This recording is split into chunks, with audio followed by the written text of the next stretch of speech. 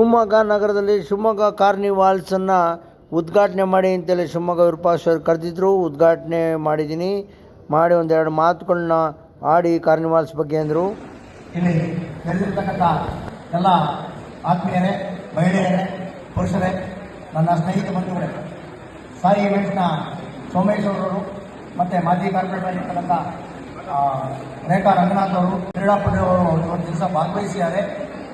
ನನ್ನ ಬಗ್ಗೆ ಒಂದೆರಡು ಹೊಗಳ ಮಾತುಗಳನ್ನ ಸೋಮೇಶ್ ಅವರು ಹೇಳಿದರು. ಅದರಲ್ಲಿ ಸತ್ಯ ಇದೆ.